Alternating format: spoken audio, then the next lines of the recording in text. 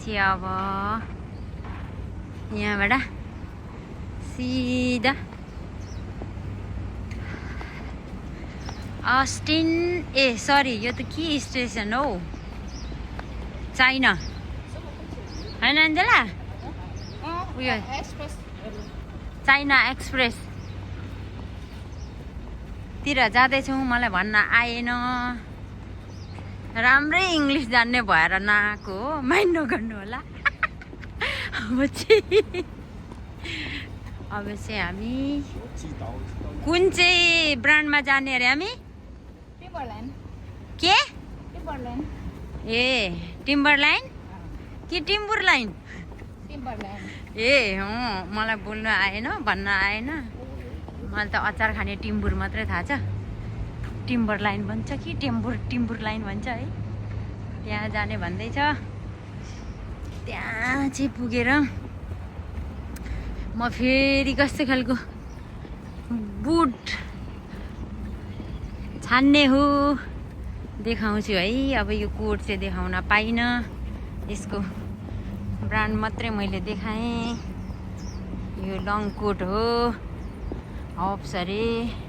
London company अरे लन्डनबाट आएको अरे भन्छ लन्डनबाट आएको हो कि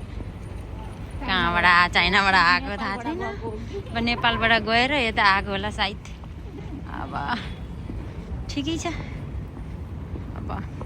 अब यो कोट लाएर यिनी हप्सीसँग डेटिङ जान्छ अरे त्यो डेटिङ गएको बेला पनि त्यो केटा देख्नु पाए त हुन्थ्यो तर यिनीले मार्छिन् त्यस्ता केटालाई पनि हाम्रो बहिनीको हात समायो भने पावर यो बहिनी भनेको चाहिँ अलिकति सागरमाथा आरोहित पनि हुन् टप कम्पनीको हो त्यही भएर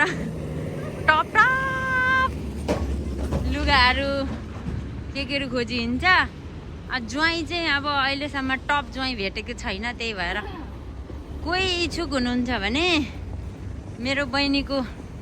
सुहाउँदो कोही हुनुहुन्छ भने सम्पर्क गर्नु होला कमेन्ट बक्समा लेख्नुहोस् मेरो बहिनीको नाम चाहिँ एन्जेला राई हो 2062 साल कुन महिनामा गएको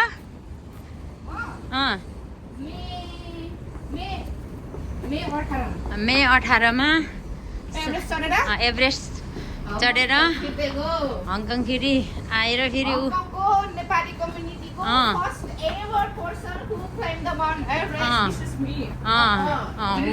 त्यसो पनि भन्छ के भनौँ मैले चाहिँ बुझिनँ होइन के भनौँ मैले चाहिँ बुझिनँ चाइनिज भाषा पनि पड्काउँछ नि लेङ्लै र लेङ्चे भन्छ होइन मलाई चाहिँ भन्नु पर्दाखेरि चाहिँ चाइनिज भाषाको छाडा मात्रै आउँछ अब यहाँ छाडा बोल्नु भएन मार्छन् मलाई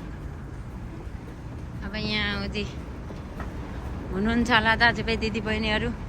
फेरि हाँस्यो भने त म मर्नु कि बाँच्नु हुन्छ कि यहाँ यस्तो यस्तो कामहरू छ हामीलाई दिन्न हामी बेरोजगारी म बेरोजगारी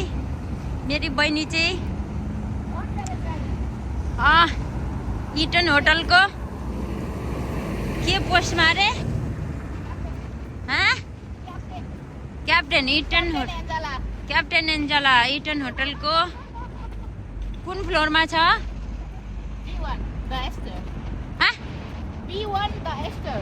सुन्नुभयो होला त्यसमा जानुहोस् एकदम ब्रेकफास्ट पनि बफेमै हुन्छ लन्च पनि सब पर हेड चाहिँ खोइ कति सय हो तर एन्जेलाको नाम लिएर जानुभयो भने तपाईँहरूलाई 50% छुट पाउनुहुन्छ छुट क्याप्टेन एन्जेलाको नाममा छुट है यो पनि मैले जानकारी गराएँ अलिकति मैले इटन होटलको पनि प्रमोसन गराएँ पेट प्रमोसन चाहिँ होइन यो यतिकै खिलाएको छ तर त्यहाँको किरा सिरा चाहिँ नखानुहोस् झन्डै बमिट आयो मलाई नाम त आउँदैन तिमी भन न हो त्यो खाएको झन् बमिट आयो पहिलोचोटि खाएको त्यही भएर त्यसो भन्छ। अब मैले हामी जाने भनेको त्यता होइन नि कान्छी ए हो त्यतै हो ऊ मुनिबाट जानु पर्यो होइन मुनिबाट होइन सरी हाम्रो आउटडोर हामी चाहिँ ब्याडमिन्टन खेलाडी पनि हुनाले हाम्रो आउटडोर चाहिँ ऊ त्यहाँ हो हामी जन्मेको हामी भुइँ ब्याडमिन्टन खेलाडी हो हाम्रो खाल्टो खेलाडी हो हामी चाहिँ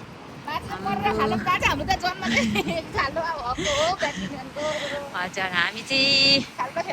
खाल्टो खेलाडी हामी ऊ त्यहाँ गएर खेल्थ्यौँ त्यहीँबाट जन्मेको हो अहिले त हामी पनि होनहार खेलाडी भइसक्यौँ भन्नु पनि हामी हुने अनि हार्ने खेलाडी भयौँ तर पनि ठिकै छ अलिअलि त टक्करमा खेल्छौँ आएको चाहिँ आएको ककलाई चाहिँ रिटर्न गर्न चाहिँ जान्दछौँ अब त्यसलाई चाहिँ त्यस्तो हो भनेर जानकारी गराए ऊ त्यो चुच्ची टुप्पी भएको चाहिँ के हो अन्जला ऊ त्यो चुच्ची टुप्पी भएको क्या हो ए म चाहिँ जान्दिनँ अब हाम्रो एन्जला चाहिँ हङकङ आएर बसेको चाहिँ 15 कति वर्ष भयो 15-20 वर्ष जति भयो त्यही भएर उनीलाई सबै थाहा छ म भनेको चाहिँ भर्खर 7 पुरा र 8 लाग्यो तर पनि म भुइँ मान्छे केही थाहा छैन म भ्यागुतै सरा हो पखेटा उडेको छैन काम गर्नु गयो रिस उठ्छ फर्केर आयो त्यस्तो छ अनि म जबलेस पनि हो कोही यहाँ हङकङमा हुनुहुन्छ भने जब कहीँ छ भने मेहनती त्यस्तो खालको चाहिँ काम छ भने सम्पर्क गर्छु हाम्रो ब्याडमिन्टन हाम्रो खाल्टो ब्याडमिन्टन कोर्ट भनेको चाहिँ ऊ त्यहाँ छ के गर्नु याद आउँछ नि